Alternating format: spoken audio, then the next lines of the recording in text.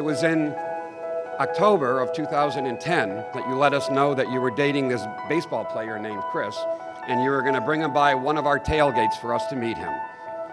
He seemed like a nice kid. He was clean cut, very polite. But anyway, the bond kept building over the years, starting to attend family events, visiting us up at the lake house for long weekends. And the two of them started what I would say is their planning stage. And they are, I will tell you, ultimate planners. It was in December of 2016. Chris was over Christmas night and also the next day for the Brown annual Christmas party. But the next morning, Liz and I got a text asking if he could stop by on his way home from work. Well, Chris works in Boston, lives in Boston. We live in Marlboro. You don't just stop by on the way home from work. So we had an inkling what this was all about. When Maryellen asked me to be her maid of honor, I was overjoyed. In my heart, this has always been a very special role that I reserve for sisters. So it only seems natural to be standing up here now because for the past 10 years, I've considered you my third sister. Maryellen and I have talked about our wedding days for what seems like forever. And it wasn't too long after we became friends that Chris entered her life, and we knew exactly who would be sitting here next to her on this day. We also used to say that this would be the day that I would stop referring to you as Maryellen and start calling you Maryellen, but I don't think I'm ready for that yet.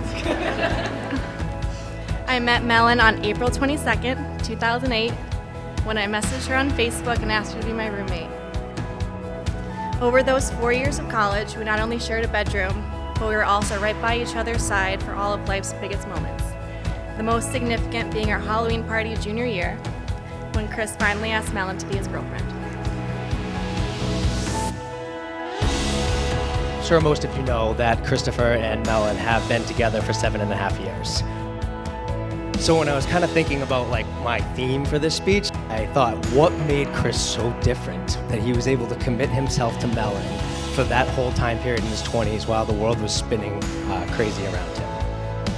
And it turns out that Chris actually has a tendency to overcommit himself to things and block out all the noise in the process. Maryellen, if there's one thing more impressive than all the commitments that Chris has made to himself, it's the one that you've made to him. He truly is his best self with you, and you motivate him to be the best. And to Chris, you know what you want, you know who you want, and you know how you're going to get there, and you've never let the outside world distract you or knock you off your path. Out of all the commitments that we talked about today, or the hundreds others that you've made in your life, truly the best one that you've made is the one you made a few hours ago at the altar to Maryellen.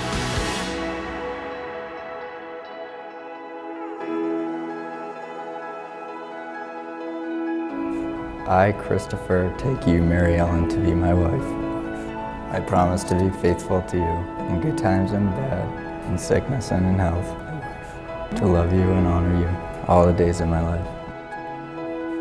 I, Maryellen, take you, Christopher, to be my husband. I promise to be faithful to you in good times and in bad, in sickness and in health, to love you and to honor you all the days of my life.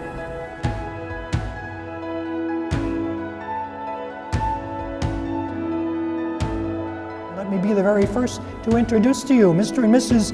Christopher Sartori.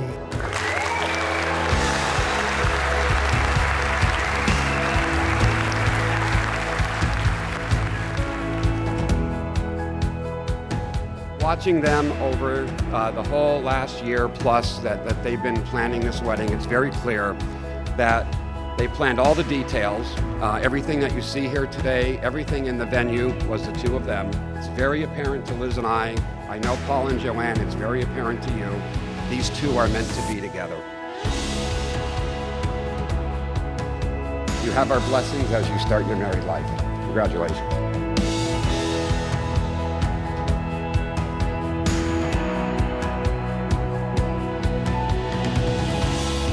When I tell people that my younger brother's getting married, the first thing they always ask me is, well, do you like his fiancée? And my answer is always, yep, it's the best decision he's ever made.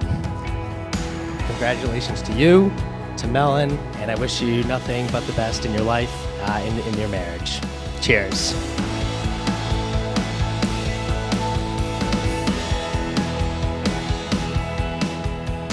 I can't thank you enough for making Maryellen so happy. You're smart, compassionate, loyal, and funny, and it is with comfort knowing that she'll always have you by her side through the ebbs and flows of life. I have very high standards for her. She's the most special and wonderful person I've ever had the pleasure of knowing. I honestly couldn't have asked for a better husband for my best friend.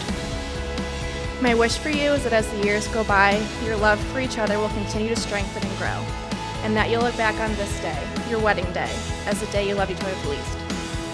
Your love is an inspiration to all of us, and it has been my greatest honor to not only be a part of this day, but a part of your lives. If everybody could join me in making a toast to the Sartoris,